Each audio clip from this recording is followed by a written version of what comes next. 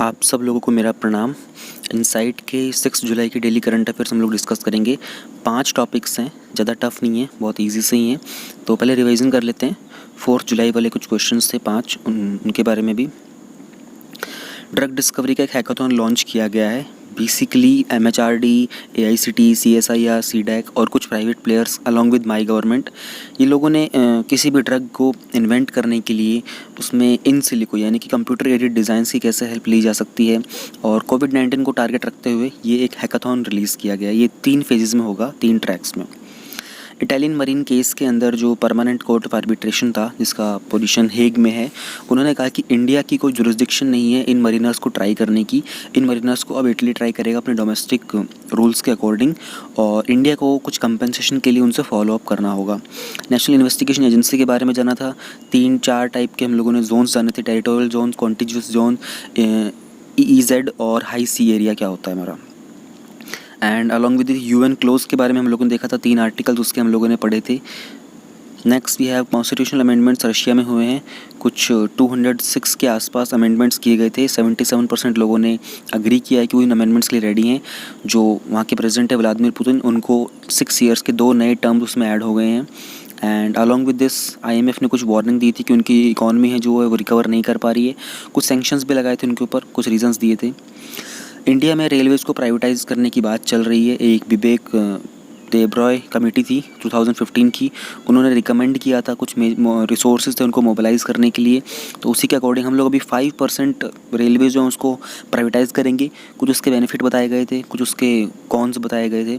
Cons में एक बहुत मेजर चीज़ आई थी कि फेयर जो होगा जो प्राइवेट सेक्टर होगा वो इंक्रीज़ कर देगा, लेकिन गवर्नमेंट ने श्योर किया है कि फेयर ज़्यादा ऊपर नीचे नहीं जाएगा। जो हमारा बसेस का फेयर है प्लस में जो हमारा एयरलाइन का फेयर है, उसको ध्यान में रखते हुए फेयर्स को इंक्रीज़ किया जाएगा। बायोफ्यूल्स को मेजर फ्यूल सेक्टर के अंदर इनकॉर्पोरेट करने के लिए IIT हैदराबाद ने एक मॉडल सेटअप करने की बात की थी। उसमें उन्होंने इनकी प्रोडक्शन कॉस्ट को, इंपोर्ट की कॉस्ट को, हर एक चीज़ को रिड्यूस करके बताया किस तरीके से हम लोग कर सकते हैं। बायोफ्यूल के सिग्निफिकेंस जाना था, बायोफ्यूल होता क्या है, उनकी क्लासिफिकेशन के 4 जनरेशन हम लोगों ने देखे थे। गवर्नमेंट ऑफ इंडिया के कुछ इनिशिएटिव थे जिसमें नेशनल पॉलिसी ऑन बायोफ्यूल 2018 बहुत इंपॉर्टेंट था। और दैट्स इट। 2 जुलाई की भी देख लेते हैं एक बार हम लोग। 5 ही टॉपिक्स थे। Police reform and the crucial judicial actor. देखो, पुलिस रिफॉर्म के बारे में मैं बार बार बोल रहा हूँ, प्लीज़ इस टॉपिक को पढ़ के जाना। बहुत हाई चांसेस है कि पुलिस रिफॉर्म का कोई क्वेश्चन ज़्यादा बनेगा। 3-4 साल में पुलिस के आसपास कोई क्वेश्चन बना नहीं है सिक्योरिटी के अंदर। तो तमिलनाडु के अंदर एक ड्यूअल सन और फादर की कस्टडियल डेथ हो गई थी। उसी के रिगार्डिंग कुछ डिमांड उठी है कि पुलिस के एक जो इन्वेस्टिगेशन प्रोसेस होता है उसके अंदर कुछ चेंजेस लाने की ज़रूरत है। जुडिशरी के रोल को थोड़ा सा इंक्रीज़ करने की ज़रूरत है हम लोगों को। सुप्रीम कोर्ट ने पिछले भी कुछ पास में कुछ ऐसे टॉपिक्स के ऊपर अपना वर्डिक्ट दिया हुआ था। CRPC जो एक्ट 2008 है, उसके कारण किसी भी जुडिशल गाइडेंस के लिए इनको स्टैट्यूटरी बैकिंग मिलती है और ये लॉ का ही पार्ट रहता है आज भी। जुडिशियल इंटरवेंशंस फेल किए हैं इस तरह के वायलेंस को कम करने के लिए, ये देखा था हम लोगों ने, और क्या करने की ज़रूरत है इसके ऊपर बहुत सारे पॉइंट्स लिखे थे। सेम लैंग्वेज सबटाइटलिंग प्रोजेक्ट आया था, ये IIM अहमदाबाद ने एक NGO के साथ स्टार्ट किया था, प्लेनेट रीड जो है उसके साथ स्टार्ट किया था। 1999 से चल रहा था, और बात ये की गई थी कि 2025 तक 50% जो भी एंटरटेनमेंट कंटेंट होता है टीवी के ऊपर, उसमें सब में सबटाइटल आएंगे, कैप्शंस आया करेंगे। ठीक है, तो आप एक चीज़ याद रखिएगा, accessibility standards of the ministry of information and broadcasting जो फ्रेम किया गया सितंबर 2019 में, और rights of person with disability act 2016 का जो था, ये हम लोगों ने यूनाइटेड नेशन का जो peoples of weaker section, peoples with disabilities वाला एक्ट है, उसी के सिंक करके उसके अकॉर्डिंग हम लोगों ने इसको फ्रेम किया था। सो कोविड-19 पैंडेमिक के दौरान इस तरह की चीज़ें बहुत हेल्पफुल हो जाएंगी, और ओवरऑल कंट्री का जो लिटरेसी रेट है उसको इंक्रीज़ करने में ये जो एफर्ट है ये बहुत हेल्प करेगा। G4 वायरस के कुछ इन्फेक्शंस देखने को मिले थे चाइना के अंदर, और जब मैं वीडियो रिकॉर्ड कर रहा हूँ तो वहाँ पर बिबोनिक प्लेग जो है उसके भी कुछ सैंपल्स मिले हैं, स्पेशली जो इनर मंगोलिया का जो रीजन है वहाँ पर। तो चाइना के अंदर रिसेंटली हंता वायरस देखने को मिला था, G4 वायरस देखने को मिला है, कोरोना वायरस वहाँ पे मिला है, और अब बिबोनिक प्लेग जो कि रोडेंट्स के कारण होता है उसकी भी कुछ न्यूज़ सुनने को वहाँ पर मिली है। G4 वायरस एक टाइप का स्वाइन फ्लू होता है। 2009 में भी इसका बहुत वाइड स्प्रेड हुआ था इसका बहुत ज़्यादा, और ये एनिमल्स से ह्यूमन बींग्स में जंप कर जाता है। ठीक है। ट्रांसमिशन और सिम्पसन्स की बात करते हैं, वो स्नीजिंग, वीजिंग, कफिंग होता है इसके कारण। और ये जूनोटिक तो है ही, क्योंकि ये एनिमल्स से डायरेक्ट ह्यूमन बींग्स में जंप कर सकता है, फिर एनिमल्स से फिर ये ह्यूमन बींग्स में स्प्रेड भी कर सकता है। H1N1 इन्फ्लुएंजा के बारे में देखा था। स्पेशल लिक्विडिटी स्कीम निकाली गई थी नॉन बैंकिंग फाइनेंशियल कंपनीज़ के लिए और हाउसिंग फाइनेंस कंपनीज़ के लिए। गवर्नमेंट ने 30,000 करोड़ निकाला है और RBI इसको पूरे को सर्कुलेट करेगा, लेकिन उसके अंदर SBI पे करके, SBI कैप करके एक सब्सिडरी है स्टेट बैंक की, जो उस पूरे के पूरे ऑपरेशन को मैनेज करेगा। इसके लिए एक स्पेशल पर्पस व्हीकल भी सेटअप किया जाएगा। 3 महीने के अंदर उनको सब्सक्रिप्शन बनाने पड़ेंगे ट्रस्ट के अकॉर्डिंग, और कुछ पीरियड, लैंडिंग पीरियड रखा था 90 डेज़ का ट्रस्ट के द्वारा। Lakhs on the safety on Neyveli and Vizag disaster, जो बॉयलर ब्लास्ट हुए हैं 2 महीने के अंदर तमिलनाडु के प्लांट के अंदर, जिसका पहले नाम हुआ करता था नेवेली लिग्नाइट कॉरपोरेशन और अब उसका नाम है NLC इंडिया लिमिटेड, जो कि चेन्नई से कुछ 180 किलोमीटर के आसपास है। सेफ्टी प्रोटोकॉल्स के ऊपर फिर से क्वेश्चन उठे हैं। इंडियन बॉयलर एक्ट को दोबारा से देखने की बात की गई थी। देखो, अगर इंडियन बॉयलर एक्ट के अंदर इन्होंने डायरेक्ट दे रखी है ना बॉयलर की और एक्सीडेंट की डेफिनेशन, तो ये आपको पता होनी चाहिए, आपको इंट्रोडक्शन में लिखनी आनी चाहिए। स्टार्ट करते हैं 6 जुलाई की करंट अफेयर्स। टॉपिक्स हमारे पास हैं 5। पहला टॉपिक है strength of Madhya Pradesh ministry exceeds constitutional limit. 1 nation 1 voter ID। Bhutan demarches China on its claim to Sakteng Sanctuary. India's first plasma bank, और NASA research says the moon is more metallic than thought before. GS2 topic is strength of MP ministry exceeds constitutional limit. This is covered under parliament and the state legislatures, उनका structure, उनकी functioning, उनका conduct of business, उनका power and privileges and all those issues arising out of these. Congress ने plan किया है कि वो court में जाएंगे इस बात को लेकर कि मध्य प्रदेश का जो काउंसिल ऑफ मिनिस्टर्स है वो प्रिस्क्राइब्ड लिमिट से बियॉन्ड चला गया है। रिसेंटली 20 कैबिनेट मिनिस्टर्स को और 8 मिनिस्टर ऑफ स्टेट को इंक्लूड किया गया था काउंसिल ऑफ मिनिस्टर के अंदर, जो कि एक्सपेंड हो गया है अब 34 तक। तो लिमिट कितनी थी? वहाँ के लेजिस्लेचर टोटल 206 हैं, पहले 228 थे। मार्च में 22 ने रिबेल करके MLAs ने रिज़ाइन कर दिया था, ठीक है। उसमें ज्योतिराव सिंधिया जी ने भी रिज़ाइन किए थे, लेकिन वो MLA नहीं थे उस टाइम पर, ध्यान रहे आप लोगों को, ठीक है। तो उनके ऊपर एंटी डिफेक्शन भी नहीं लग सकता। तो करंटली अब उनके पास 206 थे। 206 का अगर आप लोग 15% निकालते हो तो इट कम्स 30.89 समथिंग, ऐसा कुछ आता है। लेकिन आपको अगर एग्जैक्ट लेना पड़ेगा तो आपको 30 लेना पड़ेगा, यानी कि आपके पास मध्य प्रदेश के अंदर लेजिस्लेटिव असेंबली की जो लिमिट है आपकी कि आप कितने काउंसिल ऑफ मिनिस्टर सेटअप कर सकते हो वो 30 है, उससे बियॉन्ड आप नहीं जा सकते। ये सब कहाँ मेंशन है? कॉन्स्टिट्यूशन के अंदर एक 91st अमेंडमेंट एक्ट आया था 2003 के अंदर, वहाँ पर आर्टिकल 164 क्लोज 1A में मेंशन है, प्रिस्क्राइब किया था कि जो टोटल नंबर ऑफ मिनिस्टर्स होते हैं इंक्लूडिंग द चीफ मिनिस्टर, ध्यान रहे ये प्रीलिम्स में घुमा सकता है एक पार्ट, क्या इस लिमिट के अंदर हमारे चीफ मिनिस्टर इंक्लूडेड होते हैं? हाँ जी, आपके चीफ मिनिस्टर भी इंक्लूडेड होते हैं। काउंसिल ऑफ मिनिस्टर जो होते हैं वो टोटल जो जितने भी लेजिस्लेटिव असेंबली के अंदर जितने भी लेजिस्लेचर्स हैं उनका 15% से एक्सपेंड नहीं करेगा, उसके बियॉन्ड नहीं जाना चाहिए। तो क्या अगर हमारे पास मिनिस्ट्रीज खाली रह गई तो फिर मिनिस्टर क्या करेंगे? हाँ, किसी मिनिस्टर को डबल रोल दे दिया जाता है, जैसे इवन चीफ मिनिस्टर जो हो सकते हैं कुछ डिपार्टमेंट्स अपने अंडर रख सकते हैं, ठीक है। यहाँ पर एक सवाल मैं आप लोगों से पूछता हूँ कि करंटली प्राइम मिनिस्टर जी के पास, जो हमारे देश के प्राइम मिनिस्टर है नरेंद्र मोदी, उनके पास कितने डिपार्टमेंट हैं जो वो होल्ड करके चलते हैं साथ में खुद? इसमें एक्सेप्शन क्या की गई थी? उन्होंने कहा था कि जितने भी नंबर ऑफ़ मिनिस्टर्स होंगे इंक्लूडिंग द चीफ मिनिस्टर्स वो 12 से कम भी नहीं होने चाहिए, ठीक है। ये एक एक्सेप्शन भी दिया गया था, ये भी आपको पता होना चाहिए। आर्टिकल 163 के बारे में बात करते हैं, council of ministers to aid and advise the governor. Advice का मतलब सलाह देना, ए का मतलब होता है, एड का मतलब होता है सपोर्ट करना, मदद करना। ये बार मैं रीड करूँगा क्योंकि ये बहुत क्लियरली लिखा हुआ है, फिर मैं आपको समझाऊंगा। There shall be a council of ministers and with the chief minister at the head to aid and advise the governor in the exercise of his functions except in so far as he in by and under this constitution required to exercise his functions और any of them in his discretion.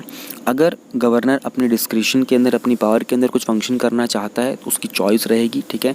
Constitution ने उसको power दे रखी हैगी, but the council of minister including the chief minister, उनकी responsibility है कि वो governor को एडवाइज़ करें, सपोर्ट करें, ठीक है, किसी भी डिसीजन के रिगार्डिंग। गवर्नर के ऊपर हर एक डिसीजन बाइंडिंग नहीं होता है, ठीक है। गवर्नर के पास अपनी कॉन्स्टिट्यूशनल पावर होती है, अपनी डिस्क्रिशनरी पावर्स होती हैं। If any question arises whether any matter is or is not a matter as respects by which the governor is by or under this constitution required to act in his discretion, the decision of the governor in this discretion shall be final. देखो, अगर कोई dispute होता है कि मान लो क्या governor को इनकी बात माननी है या नहीं माननी है, और उसमें अगर चीफ मिनिस्टर वगैरह बोलते हैं हमारी बात मानिए, गवर्नर कहता है नहीं मानूंगा, तो फाइनल डिसीजन किसका होगा? फाइनल डिसीजन गवर्नर का ही होगा, उनकी अपनी डिस्क्रिप्शन होगी, वो फाइनल होगी. And the validity of anything done by the governor shall not be called in question. बहुत इंपॉर्टेंट पॉइंट है. जो भी गवर्नर ने फिर बोल दिया है, फाइनलाइज कर दिया है, उसको क्वेश्चन नहीं करेगा फिर council of ministers on the ground that he ought और ought not to have acted in his description. और किस ग्राउंड के ऊपर क्वेश्चन नहीं करेगा कि क्या अपने डिस्क्रिप्शन पावर के अंदर गवर्नर को डिसीजन लेना चाहिए था या नहीं लेना चाहिए था. तो ये थोड़ा सा एक फेडरलिज्म के अगेंस्ट जाता है, ये कहीं ना कहीं डिस्ट्रीब्यूशन ऑफ पावर्स के अगेंस्ट जाता है. बट आपको पता होना चाहिए, हम लोगों को अगर फेडरलिज्म के अगेंस्ट कोई क्वेश्चन बनता है तो वहाँ हम अपना ओपिनियन ज़रूर रख सकते हैं इसमें, अगर आपका ओपिनियन पूछा गया है तो. बट यू मस्ट नो कि गवर्नर की पावर यहाँ पर बाइंडिंग होती है. The question whether any and if so what advice was tendered by ministers to the governor shall not be inquired into any court. बहुत इंपॉर्टेंट है again जो question उठेगा वहाँ पर, ठीक है. जो भी एडवाइस की गई थी टेंडेड बाय मिनिस्टर्स का मतलब, ऐसे टेंडेड वर्ड का मतलब होता है सॉफ्टनेस, लेकिन यहाँ पर आप टेंडेड का मतलब दोगे गिवन टू, ठीक है, incline towards governor. It shall not be inquired in any court. किसी भी कोर्ट में उसकी इंक्वायरी नहीं कर सकते हो आप. ऐसी ना बहुत सारी चीज़ें होती हैं. आपको मैं अगर थोड़ा सा, कुछ लोगों को पता होगा जिन्होंने पॉलिटी कर रखी है ऑलरेडी, इवन पार्लियामेंट के अंदर जो डिबेट्स वगैरह हो रखी होती है ना, उस टाइम पर भी आप किसी के ऊपर अगर कोई इल्ज़ाम लगा देते हो ना, that can not be inquired into any court. और बहुत सारी चीज़ें होती हैं पॉलिटिक्स, जो लोग पढ़ लेते हैं उनको बहुत कुछ मिलेगा. एक दो चीज़ें नहीं, काफ़ी चीज़ें बड़ी इंटरेस्टिंग होती है यहाँ पर. साथ में हम लोग को देखना है आर्टिकल 164 का क्लोज 2 क्या है. It provides that council of minister shall be collectively responsible. Collectively responsible का मतलब क्या होता है? देखो, इंडियन गवर्नमेंट कलेक्टिवली रिस्पॉन्सिबल है to maintain the peace and harmony of the nation, ठीक है, to safeguard the rights of the citizens, ठीक है, to run the country. Collectively responsible यानी कि एक साथ मिलकर उनकी जिम्मेदारी होती है. पूरी की पूरी ऑर्गेनाइजेशन है गवर्नमेंट ऑफ इंडिया अपने आप के अंदर, पूरी की पूरी एक सोसाइटी एग्जिस्ट करती है उसके अंदर, ठीक है. तो उनकी सबकी मिलकर एक जिम्मेदारी होती है, उसको बोलते हैं कलेक्टिव रिस्पॉन्सिबिलिटी. आर्टिकल 164 का क्लोज 4 क्या है? It provides that a person can remain A minister without being a member of the state legislature. Recently आप लोगों को पता होगा महाराष्ट्र के अंदर ठाकरे जी जो हैं, ठीक है, वो मिनिस्टर बने हुए थे, but he was not part of any legislature. तो उसके बाद उनके जो बाईपोल्स होने थे वो होने थे, लेकिन वो कुछ टाइम के लिए शायद वो कोविड-19 के कारण डिले हो जाने चाहिए थे. फिर उनको दोबारा रिज़ाइन करना था, दोबारा उनको मिनिस्टर बनना था. काफ़ी पंगे चल रहे थे, लेकिन इलेक्शन कमीशन ने उनको थोड़ा सा परमिशन दिया कि आप थोड़ा बाईपोल्स वगैरह कनेक्ट कर सकते हो. ये मैंने न्यूज़ कवर कर दी है जितना मुझे याद है ना. आई थिंक ये हम लोगों ने 2 महीना पहले वाली न्यूज़ में कवर किया था.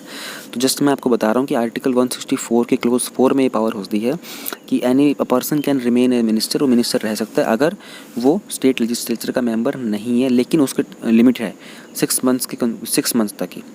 6 कॉन्जिक्यूटिव मंथ्स होने चाहिए. ऐसा नहीं आपने गैप ले ले. कॉन्जिक्यूटिव का मतलब होता है एक साथ, एक के बाद एक. प्रीलिम्स के कुछ क्वेश्चन देख लेते हैं. आर्टिकल 163 और आर्टिकल 164 किसके रिलेटेड है? आर्टिकल 163 और 164 है काउंसिल ऑफ मिनिस्टर से रिलेटेड है. कलेक्टिव रिस्पॉन्सिबिलिटी क्या होता है? जस्ट अभी मैंने आप लोगों को बताया था. Who appoints chief minister and council of ministers? Chief minister और काउंसिल ऑफ मिनिस्टर को अपॉइंट करते हैं governor. Who distributes portfolios among ministers? Ministers के अंदर पोर्टफोलियो अगर स्टेट लेवल पे बात करते हो तो चीफ मिनिस्टर डिस्ट्रीब्यूट करते हैं, ठीक है, ध्यान रहे. उनको रिकमेंड किया जाता है, मतलब चीफ मिनिस्टर की जो एडवाइस के ऊपर वो रिकमेंडेशन के ऊपर उनको अपॉइंट करते हैं गवर्नर. लेकिन अगर स्टेट लेवल के ऊपर उनको पोर्टफोलियो देना है, उनमें रीशफलिंग करनी पोर्टफोलियो की, वो काम करते हैं चीफ मिनिस्टर. स्टेट लेवल के ऊपर on the advice and on the recommendation of prime minister president allot कर देते हैं उनको पोर्टफोलियो. ये डिफरेंस आपको मालूम होना चाहिए. 91 कॉन्स्टिट्यूशनल अमेंडमेंट एक्ट 2003 का किसके रिलेटेड है वो मैंने हमको बता ही दिया था ऊपर. GS 2 का ही हमारा दूसरा टॉपिक है one nation one voter ID. Recently हम लोग पढ़ रहे थे one nation one ration card, और उसी की लाइन में हमारे पास अब सुनने को मिल रहा है one nation one voter ID. ये कवर होता है हमारे salient features of the representation of people's act. देखो, representation of people's act directly syllabus में गिवन है UPSC के. सो आप लोगों को इस एक्ट के बारे में ऊपर नीचे लेफ़्ट राइट जो भी है सब कुछ पता होना चाहिए, क्योंकि डायरेक्टली सिलेबस में गिवन है. कोविड-19 के पैंडमिक के दौरान जो इलेक्शन कमीशन ऑफ इंडिया का है, उन्होंने has made it possible for senior citizens के लिए उन्होंने, जिनकी एज 65 तक है, उसके अबव है, उनके लिए पोस्टल बैलेट को अलाउ कर दिया है। Given that they are at greater risk from the exposure of novel corona virus, जो हमारे ओल्ड एज लोग होते हैं जिनकी उम्र 65 से ऊपर है, उनको पोस्टल बैलेट से वोट किया जाएगा। पोस्टल बैलेट क्या होता है कि आपके घर वो पोस्टल जो बैलेट होता है ना, एक जो पेपर होता है इलेक्टोरल का, वो आपके घर पोस्ट से आएगा। ठीक है, आपको उसको अपना वोट लिखना है और उसको पोस्ट से ही आपको या तो डिलीवर कर देना है वापस इलेक्शन कमीशन के ऑफिस के ऊपर। उसमें सब कुछ मेंशन होता है कहाँ पर डिलीवर करना है और उसको सेफली सिक्योरली रखना होता है, या फिर आप उसको सीक्रेट वोटिंग जो बॉक्सेस होते हैं वो उनकी डेजिग्नेशन बता दी जाती है आपको, वहाँ पर जाके आप ड्रॉप भी कर सकते हो। और ये कुछ कंडीशंस होती हैं, कुछ लोगों को बाय डिफ़ॉल्ट मिल जाता है पोस्टल बैलेट, कुछ लोगों को अप्लाई करना पड़ता है डिपेंडिंग अपॉन कुछ कंडीशंस होती हैं, वो इलेक्शन कमीशन ने सेटअप कर रखी है किस किस को मिल सकता है। अभी इलेक्शन कमीशन ने बात की है कि किसी तरीके से हम लोग ये जो हमारा पैंडेमिक लगा है, इसके कारण लॉकडाउन हुआ है, कुछ मूवमेंट देख रही थी इंटरनल माइग्रेंट्स की, तो इसी के रिगार्डिंग उन्होंने ये बात की है कि क्यों ना हम लोग one nation one voter ID के ऊपर भी काम करें। हालांकि इलेक्शन कमीशन ऑफ इंडिया ने इस बारे में बात पहले भी की जा चुकी है, कुछ रिकमेंडेशंस, कुछ लोगों ने कुछ पिटिशंस वगैरह के ऊपर बात पहले भी आई हैगी। अभी थोड़ा सा इलेक्शन कमीशन ने खुद इसके ऊपर जोर देने की बात की हैगी। Hitherto, this option was available only to disabled citizens and those above 80 years. Hitherto का मतलब होता है अभी तक, until now ये जो ऑप्शन था पोस्टल बैलेट का, ये सिर्फ और सिर्फ डिसेबल्ड सिटीजन्स और जिनकी उम्र 80 से अबव होती है उनको अवेलेबल था। लेकिन अभी इलेक्शन कमीशन ने कहा है कि इस पैंडमिक को ध्यान में रखते हुए हम लोग इसको 65 की एज के अबव वालों के लिए कर लेते हैं। माइग्रेंट वर्कर्स के लिए बात क्यों गई थी, क्यों की गई थी, ये पॉइंट बहुत अच्छा है, आप लोग प्लीज़ इसको ध्यान रख लेना। इंटरनल माइग्रेंट वर्कर्स जो होते हैं वो 13.9 करोड़ होते हैं इकोनॉमिक सर्वे ऑफ इंडिया 2017 के मुताबिक, ध्यान रहे।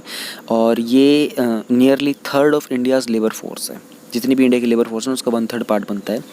दे आर ऑफ्टन अनेबल टू, यार ये पूरा का पूरा जितना बोल्ड में लिखा है ना, इसको मतलब नोट डाउन कर लो, it's a very good content, very very solid content. वो अपनी वोटिंग राइट्स को एक्सरसाइज नहीं कर पाते हैं। माइग्रेंट वर्कर्स जो होते हैं बेसिकली क्वासी डिसएनफ्रेंचाइज भी हो जाते हैं, और एक बहुत अच्छा शब्द यूज़ किया है, forgotten voters, because they can not afford to return home on election day, chosen their representatives. यानी कि जब इलेक्शन चल रहा होता है, माइग्रेंट वर्कर्स होते हैं, माइग्रेंट का मतलब प्रवासी, प्रवास कर जाते हैं एक जगह से दूसरी जगह काम के सिलसिले में, वर्क के लिए। लेकिन जब इलेक्शन होता है तो उनके पास इतना वो अफोर्ड नहीं कर सकते कि वो अपना काम छोड़ें, काम लौट के आएँ अपने जगह पर और वोट करें, क्योंकि इनका डेली वेजेस होते हैं। ठीक है, जिस दिन काम करेंगे उस दिन पैसा मिलेगा, उस दिन खाना खाएंगे। एक दिन काम नहीं करेंगे, इनको पैसा नहीं मिलेगा, खाना नहीं खा सकते। हार्डली इन लोगों के पास बैंक अकाउंट्स होते हैं, हार्डली इनको लोगों के पास कुछ सेविंग्स होती हैं। ठीक है, तो इसी के रिगार्डिंग इनका वोटिंग का भी एक जो शेयर होता है ना पूरी कंट्री के अंदर, स्पेशली माइग्रेंट वर्कर्स का, वो बहुत सारा हमारे पास जो लॉस में चला जाता है। Internal migrant workers do not enrol as voters in their place of employment since they find proof of residence hard to provide. पहली बात, ये एनरोल भी नहीं हो पाते एज वोटर्स क्योंकि इनको अपना रेजिडेंस का प्रूफ प्रोवाइड करना बहुत टफ हो जाता है। This group also does not constitute a vote bank worthy of attention, यानी कि ये जो पूरा का पूरा ग्रुप है, इनकी इतनी भी वर्थ नहीं है कि इसके ऊपर कोई अटेंशन प्रोवाइड करे कि एक हैवी अमाउंट में हमारे पास एक वोटर सेक्शन है अवेलेबल। बहुत सारे सीजनल माइग्रेंट्स होते हैं। ठीक है, they would rather vote in their villages if they could afford to return home. अगर उनके सीज़न के अंदर, मतलब जब वो अपने अफोर्ड कर पाते हैं घर लौटना, उस टाइम पे अगर वहाँ पे कुछ वोटिंग हो रही होती तब वो कर पाते हैं, वो भी डिपेंडिंग है उनके पास वोटर आईडी कार्ड है या नहीं है। तो अब हमें फिर क्या किया जाना चाहिए। तो हम लोगों ने सारे इश्यूज़ और चैलेंजेस देख ली, करंटली जो चल रहा था। अब हमारे पास आएगा what's are the steps to be taken. Ensuring that every Indian who is eligible to vote, ठीक है, can do so must be A central mission for the election commission of India. ECI का एक central mission होना चाहिए, एक main focus होना चाहिए अपनी पूरी की पूरी स्ट्रेटजीज़ में, पॉलिसीज़ में। हर वो इंडियन जो वोट करने के लिए एलिजिबल है वो वोट करे। ECI ने कहा है कि वो Aadhaar linked voter ID based solution को टेस्ट कर रहा है ताकि इलेक्टर्स जो होते हैं वो अपनी वोट्स को डिजिटली कास्ट कर सकते हैं कहीं भी इंडिया के अंदर। This thing is being tested right now by the election commission of India. आप सबके पास आधार कार्ड होंगे, आधार कार्ड के जो डिजिटल लिंक्स होते हैं, आपके पास एक 12 डिजिट का नंबर होता है जो कि UIDAI द्वारा प्रोवाइड किया जाता है। आप उस आईडी को यूज़ करके डिजिटली आप लोग जो भी आपके वोटिंग सेंटर्स होंगे वहाँ लेकर आप वोट कर सकते हो। ठीक है, इस चीज़ को टेस्ट किया जा रहा है। अगर ये इनेबल हो जाती है तो बहुत बड़ी सक्सेसफुल भी होंगे, लेकिन इसके कुछ चैलेंजेस भी होंगे, कुछ कॉन्सिक्वेंसेस भी होंगे, उस पर भी बात करेंगे। To facilitate the voting by the migrant workers, election commission would undertake substantial outreach measures using the network of district collectors. इस तरह की माइग्रेंट वर्कर्स को वोटिंग करने के लिए इलेक्शन कमीशन ने कहा कि वो बहुत सब्सटेंशियल आउटरीच मेजर्स लेगा। अब ये वर्ड बड़े अच्छे होते हैं, keyword substantial outreach measures. Even आप किसी कहीं पर चैलेंजेस लिखने होंगे ना, कहाँ पर स्टेप्स टेकन, वहाँ पर लिख देना टाइटल में substantial outreach measures taken by government या फिर जो भी कुछ ऑर्गेनाइजेशन होगी। It's a very good keyword, इसको लिख लो। Using the network of district collector, DCs की हेल्प से, आईएएस ऑफिसर जो भी होते हैं उनकी हेल्प से माइग्रेंट वर्कर्स के लिए कुछ सेटअप करने की बात कर रहे हैं। Migrant should be able to physically vote in their city of work based on the address of their existing voter IDs and duration of the temporary stay. अब ऑब्वियस सी बात है, टेम्परेरी स्टे उनका होता है क्योंकि उनका जो परमानेंट रेजिडेंस होता है उनका गाँव खलिहान जहाँ पर भी वो होते हैं, लेकिन उनको एक तरीके का फिजिकल वोट का राइट मिल जाए अगर वो अपने घर से टेम्परेरी कहीं दूर जा रहे हैं। इस सब के ऊपर इलेक्शन कमीशन ऑफ इंडिया काम कर रहा है। कंक्लूजन पे पहुंचते हैं तो one nation one ration card भी हम लोगों ने भी रिसेंटली इनेबल करने की बात की थी, स्पेशली माइग्रेंट वर्कर्स को ध्यान में रखते हुए, क्योंकि जब ये एक जगह से दूसरी जगह जाते हैं तो वो अपने राशन कार्ड को यूज़ नहीं कर पाते। वहाँ के पब्लिक डिस्ट्रीब्यूशन सिस्टम से सब्सिडाइज अमाउंट के ऊपर वो लोग फूड ग्रेन्स को एक्सेस नहीं कर पाते हैं। इसी तरीके से जब हम लोग one nation one ration card की बात कर रहे हैं तो हम लोगों को one nation one voting card के ऊपर ही इसको बनाना चाहिए। और हम लोग को देखो बहुत इंपॉर्टेंट है, it should be views, voting should be views not just as a civic duty, ठीक है, but as a civic right. Civic का मतलब क्या होता है, सामाजिक जिम्मेदारी। ड्यूटी का मतलब होता है सामाजिक जिम्मेदारी ना छोड़कर इसको सामाजिक हक की तरह देखा जाना चाहिए, ठीक है। It's a very very important point. We must demonstrate the political will to usher one nation one ration card to ensure native ballot portability and empower the forgotten migrant voter. बड़ा अच्छा पॉइंट है ये। हम लोगों को political will दिखाना चाहिए, राजनीतिक सशक्तिकरण होना चाहिए, एम्पावरमेंट भी होना चाहिए और दिखाना चाहिए, पॉलिटिकल विल होना चाहिए मिनिस्टर्स के अंदर, गवर्नमेंट के अंदर, इवन द सिटीजन्स के अंदर, कि हम लोग one nation one ration card को बहुत जल्दी ही इम्प्लीमेंट करें, ताकि जो भी बैलेट की जो पोर्टेबिलिटी हो सकती है उससे हम लोग जितने भी माइग्रेंट वर्कर्स हैं जिनको एक्सक्लूड किया गया था अभी तक, उन सबको भी काउंट में ले सकें। प्रीलिम्स लिंक के कुछ क्वेश्चंस मैं आपको पहले क्वेश्चंस दिखा देता हूँ। मैंने सारे के सारे डिफरेंट स्लाइड में आप लोगों को शो करूँगा। पहला क्वेश्चन है right to vote, is it a constitutional right? और second is voting rights during the colonial rule, brief events, what is a postal ballot, ECI का कॉम्पोजिशन, उसके की functions, what is a secret ballot, what is Aadhaar number. सबसे पहले तो हम लोग बात कर लेते हैं राइट टू वोट वाले के बारे में। ये क्वेश्चन था तो मुझे मिल गया तो मैं सोचा कि आप लोगों को यहीं से दिखा देता हूँ। Right to vote can be placed in which among the following categories? Fundamental right है, कॉन्स्टिट्यूशनल ऑब्लिगेशन है, फंडामेंटल ड्यूटी है या फिर लीगल राइट है। बहुत ही अच्छे से पढ़ना, बहुत ही अच्छा कंटेंट मुझे मिला था, मैं आप लोगों को दिखाना चाहता हूँ। Right to vote in India is a legal right given to the people by representation of the people act 1950 के सेक्शन 62 क्लोज 1।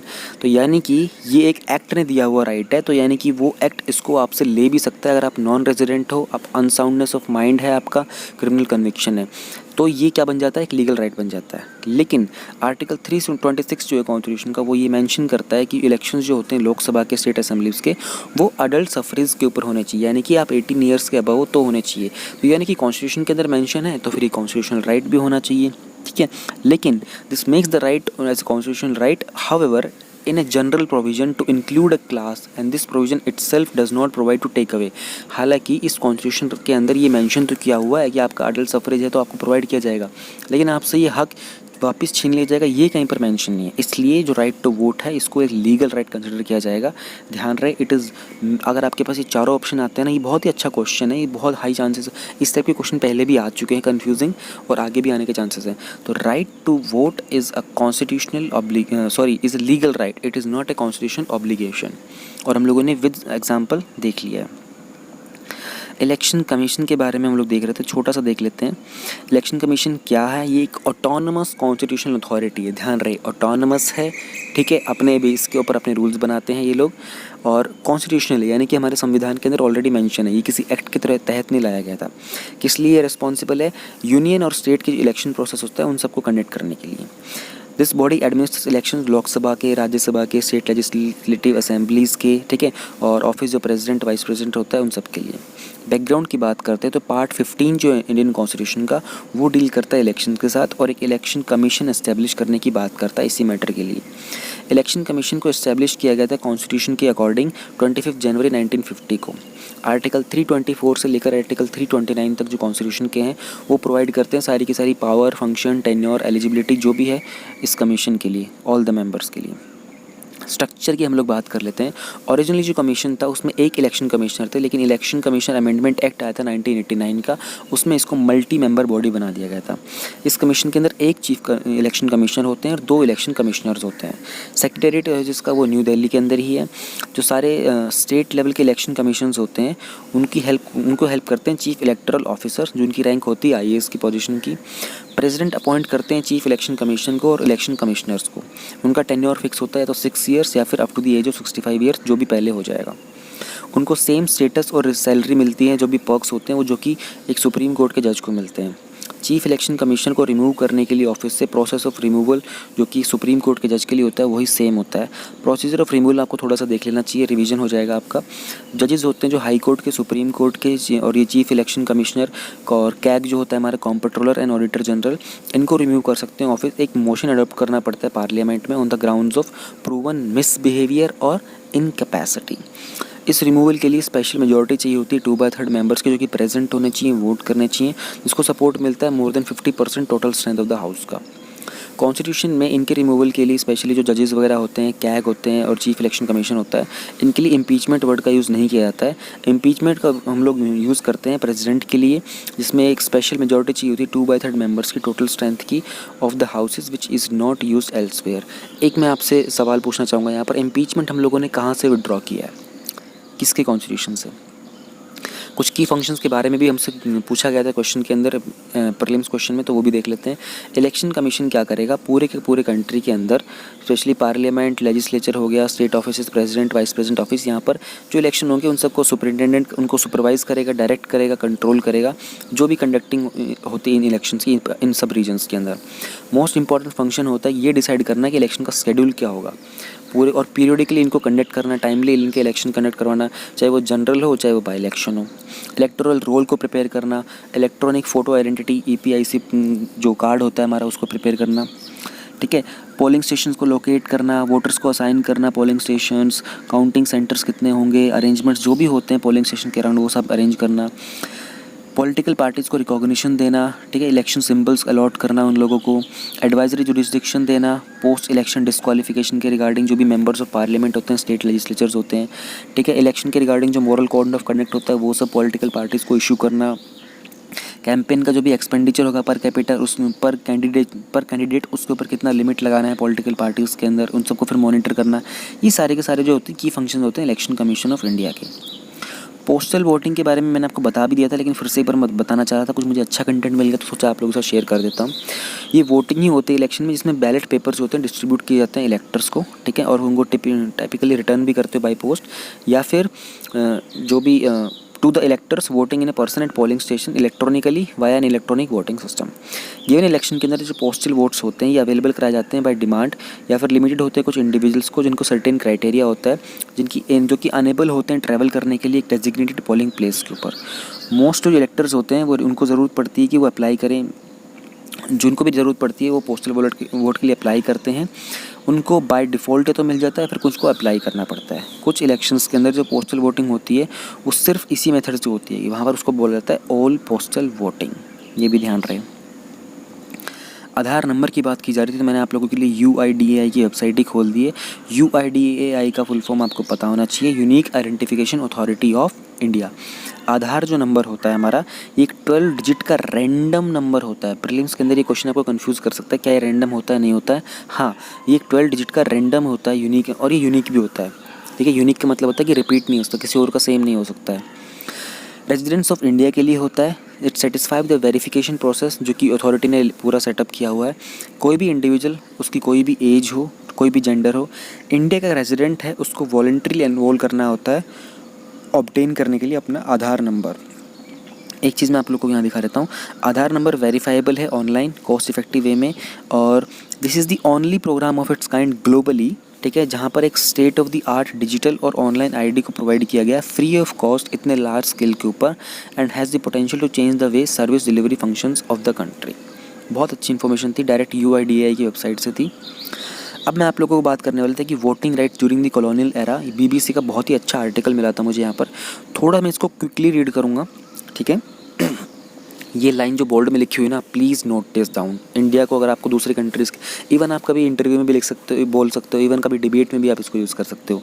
यूनाइटेड स्टेट्स को 144 ईयर्स मिले थे इक्वल वोटिंग राइट्स देने को विमेन के। जो UK में था उनको तकरीबन 1 सेंचुरी 100 साल लग गए थे, लेकिन और इवन जो स्विट्ज़रलैंड था उनको रिसेंटली 1974 में मिले थे। स्विट्ज़रलैंड के अंदर देखो, यूरोपियन कंट्री कितनी डेवलप्ड भी आज की डेट में, लेकिन इंडियन विमेन को उनके राइट्स मिल गए थे the moment our country was born, ठीक है। ये बहुत अच्छी इन्फॉर्मेशन है, 3 कंट्री के साथ हम लोगों ने कंपैरिजन दिखा दिया है, ठीक है। इंडिपेंडेंट इंडिया की अगर बात करते तो नंबर ऑफ़ वोटर जो थे 5 फोल्ड थे 173 मिलियन पीपल में, हाफ ऑफ द पॉपुलेशन थे और उसमें 80 मिलियन विमेन थे, और 85% जो थे उन्होंने पहले कभी वोट किया ही नहीं था। अनफॉर्चुनेटली 2.8 मिलियन वुमेन वोटर्स को एक्सक्लूड करना पड़ा था, क्योंकि वो अपना नेम ही डिस्क्लोज़ नहीं करना चाह रहे थे, बिकॉज एक कंजर्वेटिव माइंड था उस टाइम पे फीमेल्स का। डॉक्टर शनी की बुक के अकॉर्डिंग हम लोग कुछ चीज़ें यहाँ पर डेटा पढ़ेंगे। बिगिनिंग में महात्मा गांधी ने सपोर्ट नहीं किया था विमेंस को कि उनको अपना राइट मिले। वो चाहते थे कि विमेंस अपने कॉलोनियल रूलर्स के अगेंस्ट जो उनके मैन जो फाइट कर रहे हैं उनकी हेल्प करें, लेकिन जो हिस्टोरियन है गर्ल्डीन फॉब्स, वो लिखते हैं कि इंडियन वुमेंस की ऑर्गेनाइजेशंस ने फ़ाइट की थी कि उनको वोटिंग राइट्स मिलने चाहिए। 1920 के अंदर बॉम्बे में, जिसको अभी मुंबई बोलते हैं, और मद्रास जो कि आज की डेट में चेन्नई है, पहले प्रोविंस बन गए थे जिन्होंने लिमिटेड वोट राइट दिए थे विमेन को।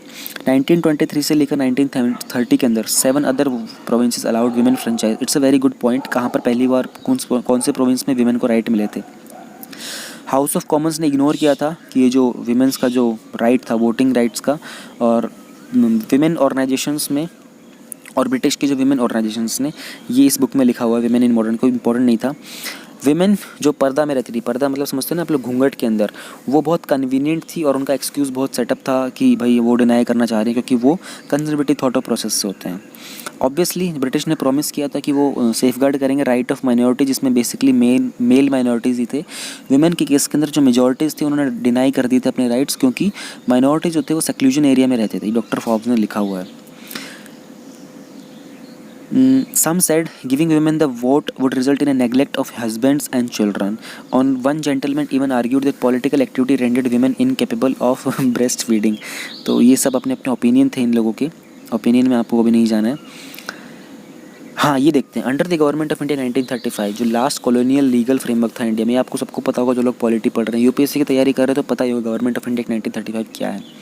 लास्ट कॉलोनियल लीगल फ्रेमवर्क था। सफ्रेज को हम लोगों ने एक्सटेंड किया था लिटिल मोर 30 मिलियन पीपल तक, ठीक है ना, जो कि अब 1/5 हो चुका था एडल्ट पॉपुलेशन का। स्मॉल नंबर ऑफ देम, उसमें से विमेन भी थे। गवर्नमेंट जो थी ना, प्रोविंस बिहार और उड़ीसा की जो 2 स्टेट्स थे, उसमें सिंगल प्रोविंस था उस टाइम के ऊपर। उन्होंने अटेम्प्ट किया था कि वो नंबर ऑफ वोटर रिड्यूस करेंगे, taking away the rights of women. वहाँ पर वुमेन के राइट्स लेने की बात की गई थी वापस। गवर्नमेंट ने लिखा था, डॉक्टर शनी ने also believe that women's name should be removed from the electoral roll if she is divorced और इफ हर हस्बैंड डाइज और loses his property. But when officials came across matriarchal community as they did in खासी hills Indian north east, वहाँ पर उन्होंने देखा था कि women जिनके पास प्रॉपर्टी होती है ना, उनको एक एक्सेप्शन दे दिया गया था, उनको विमेन वोटिंग राइट्स मिल गए थे। लेकिन अगर कोई विमेन, स्पेशली बिहार उड़ीसा के अंदर बात ही की गई थी, अगर उनका डिवोर्स जाता है, उनकी प्रॉपर्टी उनके नाम से चली जाती है, तो उनसे उनकी वोटिंग राइट छीन लिए जाएंगी। तो इस तरह की काफ़ी कुछ चीज़ें लिखी हुई हैं कि मैं आप लोगों को बता देता हूँ। Work on the preparing of the draft electoral roll began in 1947। By the time India had their own constitution in January 1950। Notions of universal franchise, basically doctor Ambedkar ने कहा था कि हम लोग अडल्ट फ्रेंचाइज लेके आएंगे, और उनका ये मोटिव था कि वोटिंग राइट सबको मिलने चाहिए। स्पेशली उस टाइम पर एज 21 रखी गई थी, बाद में इसको अमेंड करके 18 कर दिया गया था राजीव गांधी जी के टाइम पर। A candidate who contested in a parliamentary seat in the first elections held between October 1951 और 1952 in a rural constituency in Madras reported कि जो rural votes हैं men और women के, they waited patiently for hours and cast their ballots. Wheeled Muslim women, he reported, had exclusive booth for themselves. Of course, the fight continues. A bill to reserve 33% of the seats in the lower house of the India's parliament for women has been stuck since 1996 in the face of stiff opposition. ये नीचे का data ये अच्छा बड़ा है, last point है। UN की एक रिपोर्ट है 2017 की, उसमें उन्होंने रैंक किया था इंडिया को 148 अमंग 190 कंट्रीज़ में। ठीक है, नंबर ऑफ़ वुमेन हमारे जो पार्लियामेंट के अंदर है, उन्होंने काउंट किया था कि सिर्फ 64 सीट्स हैं, 542 मेंबर्स लोअर हाउस के अंदर जिनके ऊपर विमेन को सीट मिला हुआ है। तो इंडिया की रैंकिंग इस मामले में नीचे थी। थोड़ा मैंने आपको आइडिया दे दिया था, कुछ ज़्यादा था नहीं, बट जितना इंपॉर्टेंट मुझे लगा मैंने आप लोगों को आइडिया दे दिया। Please keep this in mind.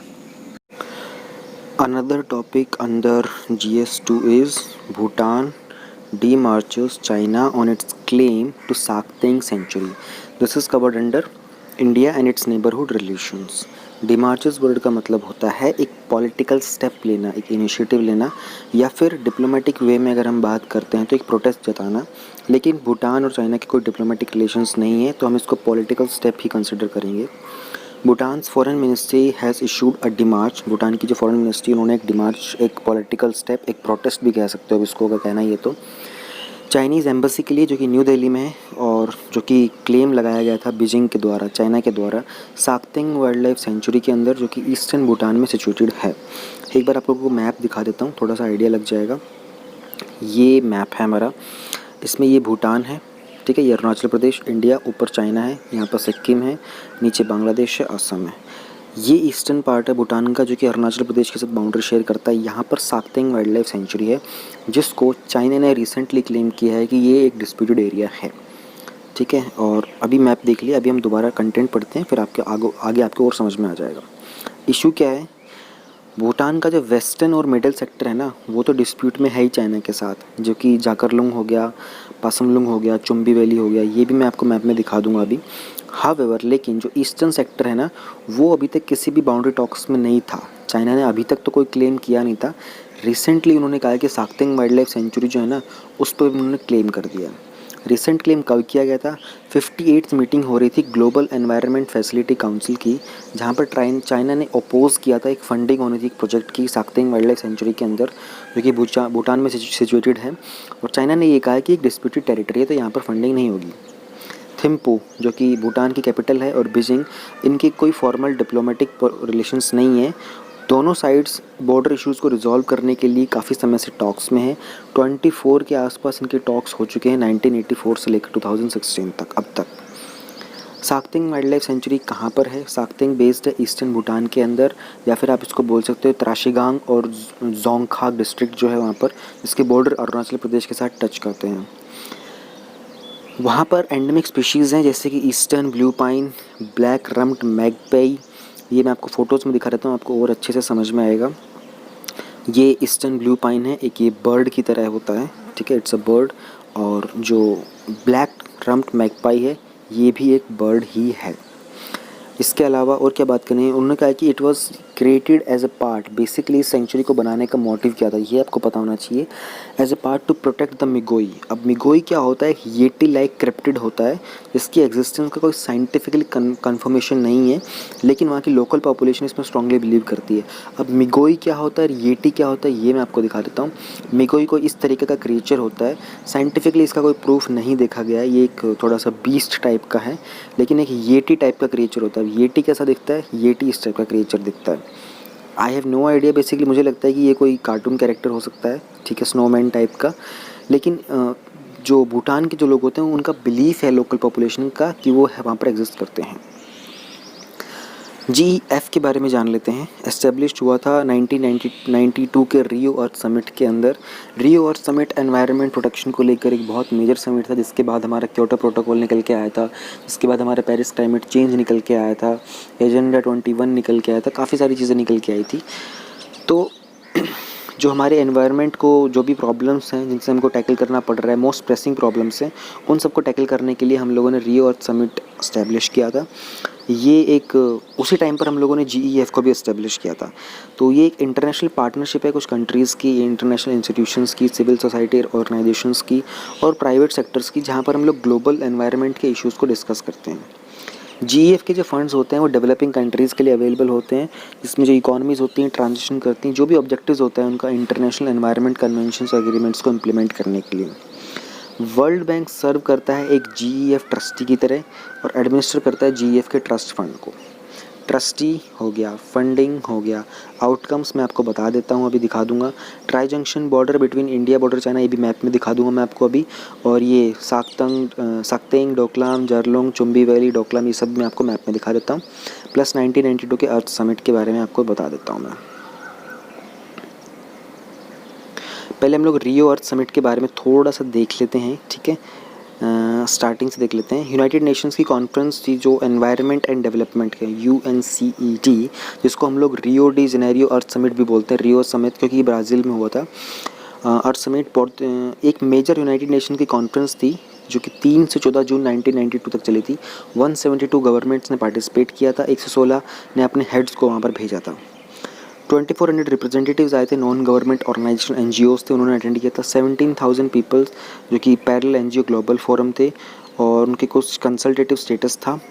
एक सिग्निफिकेंट अकम्पलिशमेंट हुआ था इस समिट के दौरान। एक एग्रीमेंट था क्लाइमेट चेंज के कन्वेंशन के रिगार्डिंग, जिसको हम लोगों ने, जिसके कारण हमारा क्योटो प्रोटोकॉल निकल के आया, पेरिस एग्रीमेंट निकल के आया। एक और एग्रीमेंट भी था कि हम लोग ऐसी कोई एक्टिविटी नहीं कैरी करेंगे इंडिजिनस पीपल्स के लैंड के ऊपर जिसके कारण एनवायरनमेंट का डिग्रेडेशन हो और जो कि कल्चरली इनअप्रोप्रिएट हो। रियो समिट के कुछ आउटकम्स के बारे में देख लेते हैं। बेसिकली इसमें जो मेजर डेवलपमेंट्स थे वो थे Rio declaration on environment and development, agenda 21 और फॉरेस्ट प्रिंसिपल। पहला जो डॉक्यूमेंट था कॉल्ड रियो डिक्लेरेशन, इसको शॉर्ट में बोलते हैं। इसमें 27 प्रिंसिपल्स थे जो कि कंट्रीज़ को गाइड करेंगे फ्यूचर में सस्टेनेबल डेवलपमेंट के लिए। एजेंडा 21 की अगर बात करते हैं तो एक एक्शन प्लान था जिसमें सस्टेनेबल डेवलपमेंट की बात की जाएगी, लेकिन ये नॉन बाइंडिंग था। फॉरेस्ट प्रिंसिपल्स जो थे उनको फॉर्मली बोला गया था non legally binding authoritative statement of principles for a global consensus on the management, conservation and sustainable development of all types of forest. तो ये नाम थोड़ा लंबा है लेकिन आपको बस थोड़ा आइडिया होना चाहिए कि ये फॉरेस्ट प्रिंसिपल्स थे। इसके अंदर कुछ रिकमेंडेशंस बनाए गए थे कंजर्वेशन और सस्टेनेबल डेवलपमेंट के लिए फॉरेस्ट्री, और ये भी नॉन बाइंडिंग था। लीगली बाइंडिंग एग्रीमेंट्स क्या क्या थे जो कि ओपन थे सिग्नेचर के लिए? पहला था convention on biological diversity, framework convention on climate change, United Nations convention to combat desertification. ठीक है, अब मैं आप लोगों को वही मैप दिखाने वाला था। तो मैप की जब हम बात करते हैं तो देखो ये हमारे भूटान का मैप है, ठीक है। हमारे ईस्टर्न साइड के अंदर ये पूरा का पूरा रीजन अरुणाचल प्रदेश का बॉर्डर है, नीचे हमारा असम आ जाता है, यहाँ पर हमारा सिक्किम वाला पार्ट आ जाता है, ठीक है। ये देखो गैंगटॉक कैपिटल भी है सिक्किम की यहाँ पर। ये जो रीजन आपको दिख रहा है ना, ये है डोकलाम, ठीक है। इसके ऊपर का जो रीजन है ये है चुम्बी वैली, ऑलराइट। ये है जारलोंग, ठीक है। और साक्तेंग तो आप लोगों को मैंने दिखाई दिया था, यहाँ पर है। ये सारे के सारे एरियाज़ मैंने आपको मैप में दिखा दिए। तो ये जो एरियाज़ हैं डिस्ट्रीब्यूट, ये ऑलरेडी इसका भूटान की तरफ से, चाइना की तरफ से डिस्प्यूट के अंदर ऑलरेडी है। चाइना ने जहाँ क्लेम किया है वो इस ईस्टर्न रीजन के ऊपर क्लेम किया है अभी, जो कि अरुणाचल प्रदेश के बॉर्डर के साथ आता है। चाइना वैसे अरुणाचल प्रदेश के ऊपर भी क्लेम करता आ रहा है कि ये उनका रीजन रहा है। रिसेंटली चाइना ने एक रशिया के ऊपर भी क्लेम लगाया था कि जो व्लादिवोस्तोक का जो एरिया है वो भी चाइना के अंडर कभी आता था। हालांकि उन्होंने ये नहीं बोला कि हम इसको लेना चाहते हैं, फिर हमारा डिस्प्यूट एरिया अभी है। उन्होंने कहा कि हिस्ट्री में कभी रहा करता था हमारा एरिया, तो जस्ट टू रिमाइंड अस कि हमारा ही पार्ट था। उन्होंने एक वहाँ के एक मिनिस्टर ने, एक स्पेशली उनका जो प्रेस मीडिया के जो हेड हैं, उन्होंने एक स्टेटमेंट लिखा था ट्विटर के ऊपर। और लेकिन बोला ही जाता है कि वहाँ की प्रेस की तरफ से जो भी न्यूज़ आती है वो सारी की सारी गवर्नमेंट की तरफ से ही आती है। तो इनडायरेक्टली उन्होंने एक वर्ल्ड को एक रिमाइंडर भेजा है कि इवन रशिया के पास भी चाइना का ही लैंड है।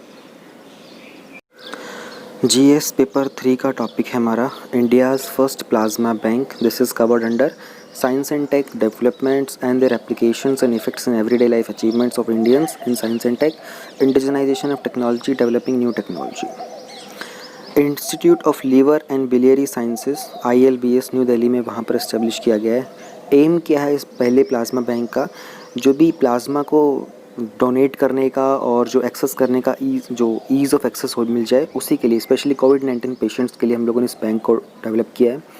फंक्शन कैसे करेगा? ये एक ब्लड बैंक की तरह ही है, स्पेसिफिकली उन लोगों के लिए प्रिपेयर किया गया है जो कोविड-19 से सफ़र कर रहे हैं। कोविड-19 is name of the disease, name of the virus is SARS-CoV-2। SARS का मतलब होता है सीवियर एक्यूट रेस्पिरेटरी सिंड्रोम। और जिन लोगों को एडवाइस किया गया है कि वो प्लाज्मा थेरेपी ले सकते हैं, उन लोगों के लिए प्लाज्मा बैंक बहुत हेल्पफुल है। तो प्लाज्मा कौन डोनेट कर सकता है? ठीक है, वो लोग जो इस डिजीज़ से रिकवर किए हैं पिछले 14 डेज़ के अंदर, उनको डोनेशन के लिए कंसिडर किया जा सकता है। तो यूएस का जो एफडीए है उन्होंने रिकमेंड किया कि 14 डेज़ नहीं 28 डेज़ की जिनकी रिकवरी हुई है उनको कंसिडर करो। तो मैंने आपको एडिशनल पॉइंट बता दिया। जिन लोगों की एज 18 से 60 साल की उम्र के बीच है और जिनका वजन 50 किलो से ऊपर है, वुमेन जिन्होंने अभी बर्थ दिया है वो एलिजिबल नहीं है, क्योंकि जो उनके एंटीबॉडी जो प्रोड्यूस करती हैं ड्यूरिंग प्रेगनेंसी वो लंग इन्फेक्शन के लिए इंटरफेयर कर सकती हैं। प्लाज्मा डोनेशन ब्लड डोनेशन से डिफरेंट कैसे है? प्लाज्मा डोनेशन के अंदर as oppose to the blood donation सिर्फ प्लाज्मा एक्सट्रैक्ट किया जाता है, बाकी कंपोनेंट्स जो ब्लड के होते हैं बॉडी को रिटर्न कर दी जाते हैं। आप लोगों ने किसी ने ज़रूर किया होगा प्लाज्मा डोनेशन, मैंने भी किया हुआ प्लाज्मा डोनेशन कई बार। बेसिकली जो आप ब्लड डोनेट करते हो ना, तो आपकी बॉडी में एक नीडल लगती है, उससे सिर्फ ब्लड बाहर जा रहा होता है। लेकिन जब आप प्लाज्मा डोनेट करते हो तो बॉडी में एक ही नीडल लगती है, ठीक है। लेकिन फ़र्क ये होता है कि उसी नीडल से ब्लड बाहर जा रहा होता है, ठीक है। फिर एक मशीन के थ्रू उसमें से प्लाज्मा निकल जाता है और वही ब्लड वापस से आपकी बॉडी के अंदर भेज दिया जाता है। तो वहाँ जब वो ब्लड वापस जा रहा होता है ना, थोड़ी सी बॉडी में झंझनाहट होती है।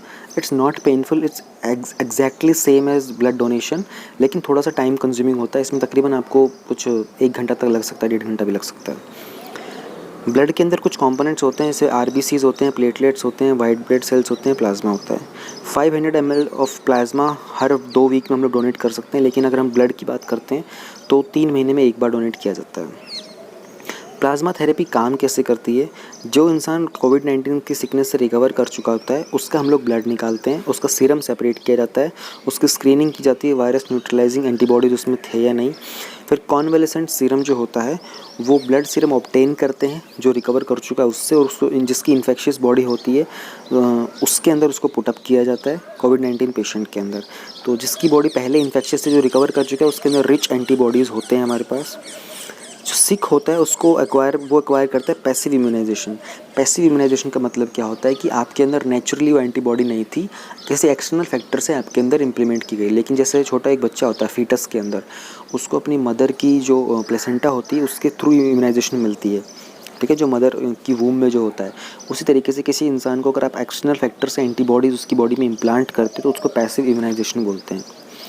ये एंटीबॉडीज़ कब तक रेसिपिएंट की बॉडी में रहती हैं? ये एंटीबॉडीज़ रहती हैं कुछ 3 से 4 दिन तक। इस पीरियड के अंदर जो सिक पर्सन होता है वो रिकवरी करना स्टार्ट कर देता है, और बहुत सारी स्टडीज़ ने इस बात को कंफर्म भी किया है। वैक्सीनेशन और प्लाज्मा थेरेपी में डिफरेंस क्या होता है? वैक्सीनेशन के अंदर क्या होता है ना कि जो आपकी बॉडी में ऑलरेडी जो वायरस होता है ना, उसका एक बहुत ही वीक स्ट्रेन एक आपकी बॉडी में डाल दिया जाता है। तो वीक स्ट्रेन आपकी बॉडी को इम्पैक्ट नहीं करता है इतना ज़्यादा, लेकिन सडनली आपकी बॉडी का जो इम्यून सिस्टम होता है उस वीक स्ट्रेन को लेकर एंटीबॉडीज़ डेवलप कर लेता है। वो एंटीबॉडीज़ फिर बाकी के अंदर जो स्ट्रॉन्ग स्ट्रेन्स होते हैं उन सबसे फाइट करने में भी हेल्प करती हैं। प्लाज्मा थेरेपी के अंदर क्या होता है कि किसी की ऑलरेडी जो किसी ने अगर उस टाइप की एंटीबॉडीज़ रिकवर कर ली होती हैं, वो एंटीबॉडी जो सीरम के थ्रू आपकी बॉडी में डाल दी जाती हैं, वो हेल्प करती हैं उस वायरस से फाइट करने में। पैसिव इम्यूनाइजेशन मैंने आपको समझा दिया है। एंटीबॉडीज़ और एंटीजेंस क्या होती है मैं आपको दिखा दूंगा नेक्स्ट स्लाइड में। फर्स्ट नोबेल प्राइज़ और difference between blood donation and plasma donation, ये तो मैं आपको बता ही चुका हूँ। ब्लड डोनेशन प्लाज्मा डोनेशन हम लोगों ने ऊपर कर लिया है। तो हम लोग एक बार ये देख लेते हैं एंटीबॉडीज़ और एंटीजेंस क्या होते हैं और फर्स्ट नोबेल प्राइज़ किसको मिला था। पहले तो फर्स्ट नोबेल प्राइज़ के बारे में जान लो। The person's name was Emil von Behring. 1901 में मिला था इनको पहला नोबेल प्राइज़ फिजियोलॉजी में, मेडिसिन के अंदर। उन्होंने सीरम थेरेपी के ऊपर ही काम किया था। ऑलराइट, अब हम लोग देख लेते हैं एक बार एंटीजन और एंटीबॉडीज़ के अंदर क्या डिफरेंसेस होते हैं। पहले तो आप लोग ये डायग्राम देखो, ये होता है वो एंटीजन और ये होती है वो एंटीबॉडी।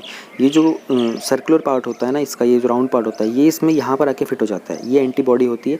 यही वो होता है वायरस या बैक्टीरिया एलर्जिक होता है, ये जो बॉडी में आता है तो ये बॉडी को एक रिस्पॉन्स देता है, ठीक है। एंटीजन जो होता है ना बॉडी को सब्सटेंस को इंड्यूस करता है हमारे इम्यून सिस्टम की कुछ रिस्पॉन्स क्रिएट करो। उस रिस्पॉन्स के अंदर हमारी जो बॉडी होती है ना, ये एंटीबॉडीज़ क्रिएट करती है। एंटीबॉडीज़ क्या होते हैं? ये प्रोटीन्स होते हैं, ये इन सारे के सारे एंटीजन्स को बाइंड कर लेता है, यहाँ पर ही आ जाता है। अगर यहाँ की बात करो तो यहाँ पर ही ऐसे फॉर्म हो जाता है, ठीक है। और अगर हम एंटीजन की बात करते हैं तो यूजुअली प्रोटीन्स हो सकते हैं, पॉलीसैकेराइड्स हो सकते हैं, लिपिड्स, न्यूक्लिक एसिड हो सकते हैं। एंटीबॉडीज़ हमारे प्रोटीन्स ही होते हैं। अब एंटीजन की बात करें तो हमारी बॉडी के अंदर भी हो सकते हैं, बाहर से भी आ सकते हैं, क्योंकि वायरस बैक्टीरिया तो बाहर से भी आ सकता है ना। जो बिब्योनिक प्लेग अभी चाइना में फैल रहा है वो एक बैक्टीरिया के कारण है। G4 जो है वो एक वायरस है, हंता एक वायरस था। कोविड-19 के जो डिजीज़ है ये एक वायरस के कारण है। स्पेसिफिक बाइंडिंग साइट की बात करें तो एपिटॉप और पैराटॉप करके। I think that is all. इस टॉपिक में इतना ही था। GS 3 का हमारा ये वाला टॉपिक भी NASA's research says the moon is more metallic than thought before and this is covered under awareness in space. NASA का जो LRO स्पेसक्राफ्ट है, नासा का जो LRO स्पेसक्राफ्ट है ना, वो करंटली मून को ऑर्बिट कर रहा है। ये 2009 से स्पेस में है, ठीक है। उसने कुछ एविडेंस निकाले हैं। जो मून का सब सरफेस है उसके ऊपर वो कह रहा है कि ज़्यादा क्वांटिटीज़ में मेटल हो सकता है, जैसे कि आयरन, टाइटेनियम, जितना हम लोगों ने पहले सोचा था। जो मेटेलिक डिस्ट्रीब्यूशन है ये ऑब्जर्व किसने की है? एक इंस्ट्रूमेंट है जिसका नाम है मिनिएचर रेडियो फ्रीक्वेंसी, जो कि LRO के ऊपर लगा हुआ है। प्लीज़ इसका नाम याद रखिएगा, ये प्रीलिम्स में पूछा जा सकता है कि कौन से इंस्ट्रूमेंट से किया जा रहा है। मिनी RF की रीडिंग्स को बैकिंग किसने दी है? मेटल ऑक्साइड के मैप्स ने, जो कि LRO के वाइड एंगल कैमरा से, जापान का जो कगुया मिशन था और नासा का जो लूनर प्रोस्पेक्टर स्पेसक्राफ्ट है, इन सब ने इसको बैकिंग दी है। मतलब ये सब इस बात को सपोर्ट करते हैं कि मिनी RF की रीडिंग्स जो है वो करेक्ट है। which showed that larger craters with their increased dielectric material were also richer in metals. कुछ क्रेटर्स आपको पता है, जब आप मून की तरफ देखते हो तो जो ब्लैक पार्ट दिखाई देता है, बेसिकली वो क्रेटर्स होते हैं। क्रेटर्स कब होते हैं? जो हमारे जो मीटेरॉइड्स वगैरह गिरते हैं ना उनके ऊपर, उनके कारण जो गड्ढा वगैरह क्रिएट हो जाता है उसको क्रेटर्स बोलते हैं। तो ये डिस्कवर कैसे किया गया है? LRO का जो मिनी RF इंस्ट्रूमेंट है ये मेजर कर रहा था इलेक्ट्रिकल प्रॉपर्टी लूनर सॉइल के ऊपर in crater floors in the moon's northern hemisphere के अंदर। This property is known as the dielectric constant, जो कि रेशियो होता है इलेक्ट्रिक परमेबिलिटी का to the electric permeability of vacuum. Matter material to vacuum दोनों की जो परमेबिलिटी होती है ना, इलेक्ट्रॉनिक परमेबिलिटी, उसका रेशियो होता है, उसको बोलते हैं डाइलेक्ट्रिक कांस्टेंट। डाइलेक्ट्रिक प्रॉपर्टीज होती हैं डायरेक्टली लिंक करती हैं कि कॉन्सेंट्रेशन क्या है मेटल मिनरल्स का। Level of this property increase, जो सर्वे किया गया था लार्ज क्रेटर्स का, और ये इंक्रीज़ होती रही। जो क्रेटर्स थे साइजेस इनका 5 किलोमीटर तक डायमीटर था, उनके अंदर ये जो डाइलेक्ट्रिक कांस्टेंट था ना ये इंक्रीज़ होता जा रहा था। इस साइज़ के बियॉन्ड जो वैल्यू होती है डाइलेक्ट्रिक कांस्टेंट की वो लेवल्ड ऑफ हो गई। इन फाइंडिंग्स ने कुछ पॉसिबिलिटीज़ क्रिएट की हैं कि जो डाइलेक्ट्रिक कांस्टेंट है वो इंक्रीज़ होता है लार्जर क्रेटर्स के अंदर, क्योंकि जो मीटियोर्स थे वो क्रिएट गए थे them dug up dust containing iron and titanium oxide from beneath the moon surface. जो मून का जो, देखो दोबारा समझने की कोशिश करो इसको। इस फाइंडिंग्स के कारण जो पॉसिबिलिटीज़ थी ना डाइलेक्ट्रिक कांस्टेंट की, वो इंक्रीज़ हो रही थी लार्जर क्रेटर्स के अंदर। जितने बड़ा क्रेटर होता जा रहा है उतनी बड़ी डाइलेक्ट्रिक कांस्टेंट की रीडिंग्स होती जा रही हैं, क्योंकि वो जो मीटियोर्स जिन्होंने इन सबको डग किया था ना, ये जो मीटियोर जब गिरते तब क्रेटर्स जो होते हैं वो गड्ढा बनता है, जो डग किया था उसमें जो डस्ट थी उसके अंदर आयरन और टाइटेनियम ऑक्साइड जो थे वो मून के सरफेस के नीचे की तरफ से निकल के आ रहे थे, ठीक है। अब ये मून क्रिएट कैसे हुआ, तो थोड़ा सा इसके बारे में जान लेते हैं। अब तक की जो मोस्ट पॉपुलर थ्योरी है मून के क्रिएशन की वो ये है कि मार्स के साइज़ का एक प्रोटोप्लैनेट था जो कोलाइड हुआ था न्यूली फॉर्म अर्थ के साथ 4.5 बिलियन ईयर्स अगो, और उस कोलिजन के अंदर एक टुकड़ा था अर्थ का जो टूट करके हमारे सैटेलाइट बन गया था, दैट इज़ मून। सैटेलाइट की डेफिनेशन कोई आर्टिफिशियल नहीं होती, सैटेलाइट की डेफिनेशन होती एनी बॉडी, कोई भी बॉडी जो एक प्लैनेट के या फिर दूसरी बॉडी के अराउंड रोटेट करती है उसको सैटेलाइट बोलते हैं। जनरली सैटेलाइट का जो नाम सुनते दिमाग में आता है कि कोई आर्टिफिशियल सैटेलाइट होगी, कोई डिवाइस होगा, नहीं। सैटेलाइट का मतलब होता है any body that rotates around, that revolves around another body. तो मून जो है वो रिवॉल्व कर रहा है, इसलिए कोई भी जो बॉडी सैटेलाइट जो हमारी होती हैं स्पेशली कम्युनिकेशन वगैरह के लिए, वो सब भी रिवॉल्व कर रही होती हैं, इसलिए उनको सैटेलाइट का नाम दिया गया है। ये जो हाइपोथेसिस है इसको बैकिंग किससे मिली थी? कुछ सब्सटेंशियल एविडेंस था, जैसे कि जिसका रिजेम्बलेंस बहुत क्लोज है। मून का जो केमिकल कंपोजिशन है वो अर्थ के बिल्कुल क्लोज है। इस लेटेस्ट फाइंडिंग के इम्प्लीकेशंस क्या हैं? It is known that earth's crust has lesser amounts of iron oxide than the moon and a finding that scientist have been trying to explain. Earth का जो क्रस्ट है उसमें iron oxide के amount कम है moon से। Now, this new discovery of even greater quantities of metal on the moon makes their job even more difficult. अब ऐसा क्या हो गया है? अब उल्टा हो गया है, थोड़ी सी और प्रॉब्लम हो गई है कि कुछ नई फाउंडिंग्स है उसके कारण मेटल ज़्यादा है, तो अब इस चीज़ को एक्सप्लेन करना और डिफ़िकल्ट हो गया। It really raises question of what this means for our previous formation hypothesis. पहले जो हम लोगों ने परिकल्पना की थी उस सब के कारण जो भी हम लोगों ने नए क्वेश्चंस बनाए थे उनके ऊपर अब और क्वेश्चनिंग होने लग गई है कि क्या वो सही थे या गलत थे। एक पॉसिबल रीज़न ये हो सकता है कि जो मून था वो क्रिएट किया गया था एक ऐसा मटेरियल से जो अर्थ के बिल्कुल डीप से निकल के आया था, जो कि पहले एक बार बिलीव भी किया गया था इस बात को, और that the newly found metal presence could be the result of molten lunar surface cooling down gradually. तो जो अर्थ के अंदर से जो डीप से जो मेटल निकला था बाहर, जिसके कारण मून बना था, वो जो कूल हो गया था, तो उसी के कारण अर्थ के लूनर सरफेस, मून का जो सरफेस बना था, वो उसी के कारण उसके अंदर ज़्यादा मेटल की प्रेजेंस दिखाई जा रही है। तो ये एजम्पशंस हैं, अभी इन पे काम चल रहा है। लूनर रिकॉनेसेंस ऑर्बिटर LRO के बारे में जान लेते हैं। ये नासा का मिशन था मून के लिए, लूनर प्रिकर्सर और रोबोटिक प्रोग्राम LPRP, ताकि फ्यूचर मैन्ड मिशंस के लिए मून और उसके बियॉन्ड मार्स के लिए प्रिपरेशन की जा सके, डेटा रीड किया जा सके।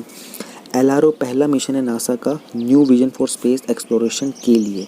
New vision for space exploration के अंदर क्या है कि नासा प्लान कर रहा है कि किस तरीके से और सारे फ्यूचर में मैन्ड मिशंस भेजे जाएं, मार्स के ऊपर भेजे जाए, कुछ सेटलमेंट्स बनाने की बात की जाए, सन के आसपास जो भी एक्सप्लोरेशन करना है उन सब के लिए, वो सब नासा के new vision for space exploration में आता है। उसका पहला प्रोजेक्ट था LRO। LRO के ऑब्जेक्टिव्स क्या क्या हैं? पोटेंशियल लूनर सरफेसेस को आइडेंटिफाई करना, detailed maps lunar surface, moon के सरफेस पे जो डिटेल मैपिंग करना, मून के रेडिएशन लेवल्स के बारे में डिटेल में जानना, कलेक्ट करना, मून के जो पोलर रीजन्स हैं उनको स्टडी करना, वहाँ से रिसोर्स को कलेक्ट करना, ताकि फ्यूचर में मैन्ड मिशंस या फिर रोबोटिक सैंपल वहाँ पर भेजे जा सकें। प्रीलिम्स के क्वेश्चन देख लेते हैं। ऑब्जेक्टिव्स देख लिया, ओवरव्यू मैंने आपको बता दिया, मून की फॉर्मेशन हाइपोथेसिस बता दी, कंपोजिशन पहले भी एक बार दिखा चुका हूँ, दोबारा दिखा देते हैं। डाइलेक्ट्रिक कांस्टेंट क्या होता है, कगुया मिशन किससे रिलेटेड है, ठीक है। ये आप लोगों को मैं एक बार 4th और 6th में आप लोगों को दिखा देता हूँ। अर्थ का क्रस्ट की जब हम लोग बात करते हैं तो अर्थ का जो क्रस्ट है ना, वो एक बहुत थिन शेल है अर्थ के आउटसाइड पार्ट के अंदर, जो कि सिर्फ अर्थ की वॉल्यूम का 1% ही बनता है अर्थ का क्रस्ट। इसका जो टॉप कंपोनेंट है वो लिथोस्फीयर है, एक डिवीजन है अर्थ के लेयर्स की, जिसके अंदर क्रस्ट होता है और मेंटल का अपर पार्ट आता है। लिथोस्फीयर जो होता है वो टेक्टोनिक प्लेट्स के अंदर ब्रोकन होता है, जो मूव करती रहती है, जिसके कारण नीचे की जो अर्थ के अंदर की इंटीरियर जो हीट होती है वो एस्केप करती है। अगर हम कंपोजिशन की बात करें तो पहले क्रस्ट के 2 लेयर्स होते हैं डिस्टिंक्ट टाइप के। एक होता है ओशियनिक, वो 5 किलोमीटर से 10 किलोमीटर लेवल तक का थिक होता है, जिसमें प्राइमरीली डेंस और माफिक रॉक्स होते हैं, बसाल्ट होता है, डाइबेज होता है, गब्रू होता है। कॉन्टिनेंटल की अगर बात करते हैं तो 30 किलोमीटर से 50 किलोमीटर की रेंज होती है, बहुत थिक होता है, मोस्टली उसमें लेस डेंस और मोर फेल्सिक रॉक्स होते हैं, जैसे ग्रेनाइट हो गया। आगे अगर हम कंपोजिशन की बात करते हैं अर्थ की, तो उसमें आपको मोस्ट अबेंडेंट मैटर की बात करें तो ऑक्सीजन होगा, जिसका अप्रॉक्सीमेटली 46% होती है by weight, silicon 27.7, aluminium 8.1, ferrous iron यानी कि 5। टॉप 4 आपको पता होना चाहिए, इससे ज़्यादा आपको याद करने की ज़रूरत नहीं है। हमको बात करनी थी जापान के कगुया मिशन के बारे में। इसका नाम सेलिन भी था, सेलेनोलॉजिकल इंजीनियरिंग एक्सप्लोरर, तो ये नाम कन्फ्यूज़ करके घुमा करके दिया जा सकता है। इसी को हम लोग जापान का निकनेम दिया गया था कगुया। ये सेकंड जापानीज़ लूनर ऑर्बिटर था, स्पेसक्राफ्ट, जो कि हाइटन प्रोब के लिए था। इसको प्रोड्यूस किया था ISAS ने, institute of space and astronautical science, और नासा ने, नेशनल स्पेस डेवलपमेंट नासडा ने। ये जो स्पेसक्राफ्ट था ये लॉन्च किया गया था 2007 के अंदर। इसकी सक्सेसफुल ऑर्बिटिंग द मून एक साल के बाद जो मेन ऑर्बिटर था was instructed to impact on the lunar surface near the crater Gill crater के पास उसको इम्पैक्ट देने के इंस्ट्रक्शन दिए गए थे 2009 के अंदर। निकनेम इसका क्यों दिया गया था ये पता होना चाहिए आपको। It comes from the name जो लूनर प्रिंसेस थी, एंशियंट जापानीज जो फोक टेल्स होती हैं, tale of the bamboo cutter. That's it.